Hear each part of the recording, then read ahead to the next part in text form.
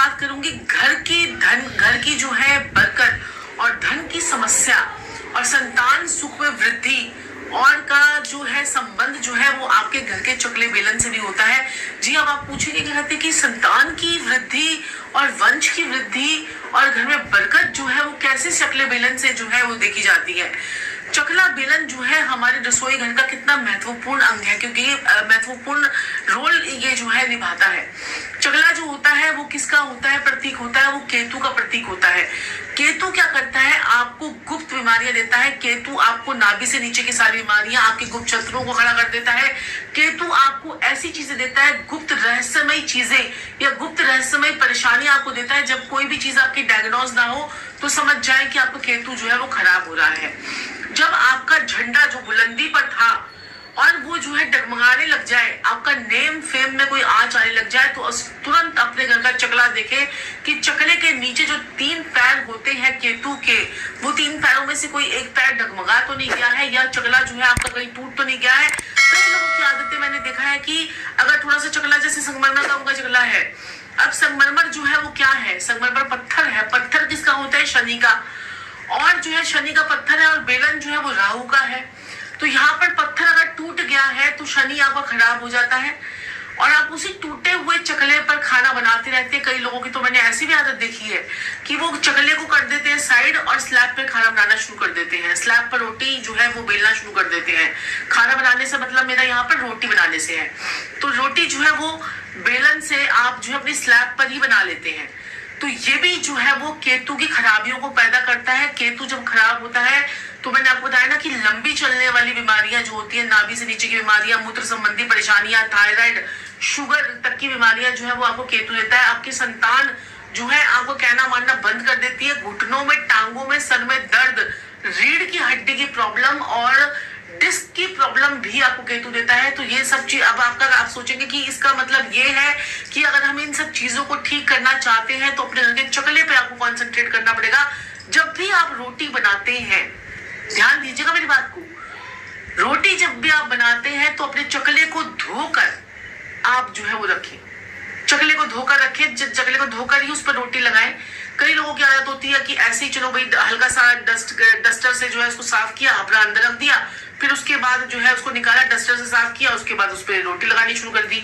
तो आप उस पर जितनी बार पानी के छींटे मारेंगे, चंद्रमा का प्रभाव उस पर देंगे, उतना आपके पास से मनी का फ्लो जो है वो आप अट्रैक्ट जो है वो कर पाएंगे। अब चकला जो है आपका केतु, मैंने आपको बताया। तो बेलन क्या है, बेलन आपका राहु है।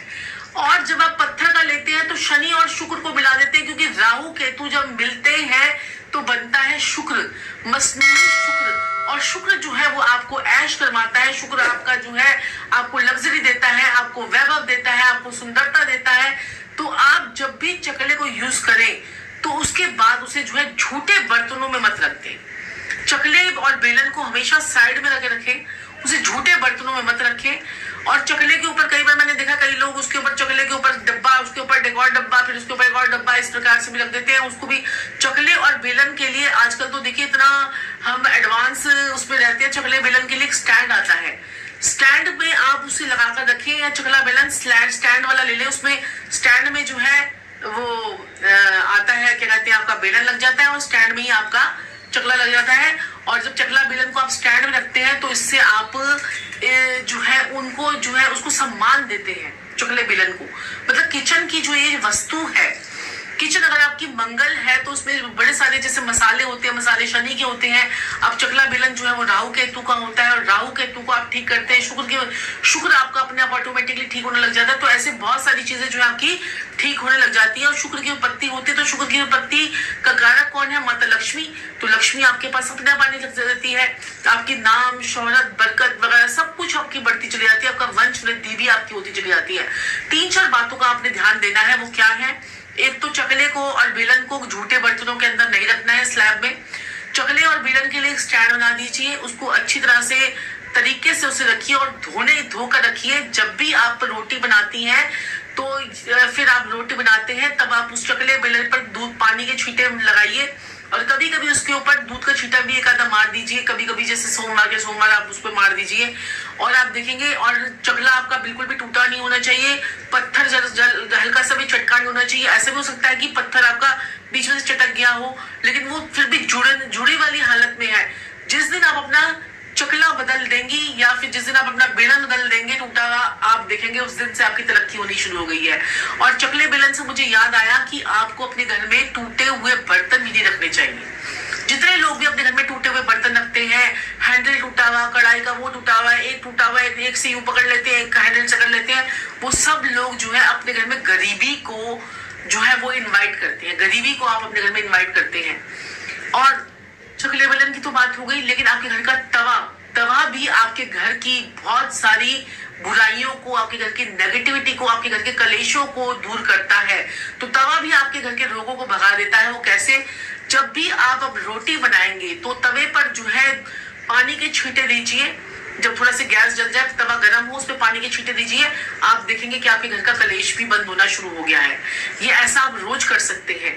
और घर के तवे पर बनी हुई पहली रोटी अपने कुल देवी देवताओं के नाम पे चढ़ाइए। एक रोटी लीजिए, ये बहुत बहुत बहुत बढ़िया उपाय है, करके देखना, ये आपको मजा आ जाएगा। आप रोटी लगाते हैं, पहली रोटी कुल देवी देवताओं की बनाइए और उसके ऊपर सब्जी रखिए। अगर सब्जी नहीं है किसी दिन आपके पास, सुबह के टाइम पे जल्दी में आपके पास सब्जी नहीं है, तो आप जो है वो चीनी रख दीजिए, चीनी डाल दीजिए। उसके बाद उसे किसी पवित्र स्थान पर अपने मंदिर में रख दीजिए, कहीं पर ऊंचाई के पास रख दीजिए और अपने कुल देवी देवताओं का स्मरण करते हुए, आप उनका नाम लेते हुए उस पे जो रोटी है, उसके बाद घंटे 1.5 घंटे के बाद उसे जो है अपने परिवार में सबको बांट दीजिए। आप देखेंगे आपके घर में बरकत होनी शुरू हो जाएगी। बरकत होगी, पैसा जुड़ेगा, पैसा आएगा, मनी का फ्लो होगा, लोग आपसे जुड़ेंगे, लोग आपके बारे में अच्छी चीजें करेंगे।